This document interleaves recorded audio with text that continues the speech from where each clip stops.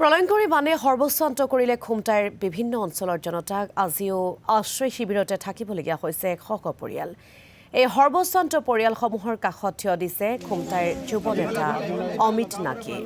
চাউল, দাইল, আলু, পিঁয়াজকে ধৰি 13 বিধ সামগ্ৰীৰ একোটা টোপোলা আগবঢ়াইছে বানাক্ৰান্তলৈ। বানাক্ৰান্তক চিকিৎসালয়লৈ যাবলৈ বিনামূলীয়াকৈ গাড়ীৰ ব্যৱস্থা কৰি দিছে অমিত নাগে। পানী শুকোৱাৰ পিছত কৃষিভূমিত হাল বাবলৈ বিনামূলীয়াকৈ ট্ৰেক্টৰ যোগান ধৰিছে যুৱ নেতাগৰাকীয়ে। বানপীড়িতত ৰাইজে যেনেকৈ কক বকাই থাকিবলগীয়া হৈছে আৰু এইটো অসমত নোহোৱা এনেকুৱা এটা ঘটনাও নহয়, যিটো নেকি বাৰম্বাৰ আমি দেখিবলৈ পাইছোঁ যে অসমত বানপানীয়ে সকলো অসমীয়া জাতিটোকে বিধ্বস্ত কৰি মেলি পেলাই আহিছে। এতিয়া কথাটো হ'ল যে আমি ৰাইজৰ মাজত তাহানিখনৰ পৰাই আমি সাহায্য বিতৰণ কৰি আছোঁ, লোকসকলক সহায় কৰি আছোঁ, পশু পক্ষী যিমান পাৰোঁ উদ্ধাৰ আমি কৰি আছোঁ আৰু আজিও তাৰ ব্যতিক্ৰম নহয়।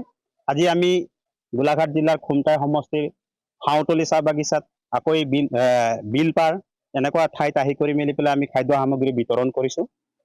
ইয়াত আমি চাউল, দাইল, আলু, পিঁয়াজ, গাখীৰ, বিস্কুট, তাৰপিছত আপোনাৰ মহিলাসকলৰ কাৰণে ষ্ট্ৰেফ্ৰী আৰু অন্যান্য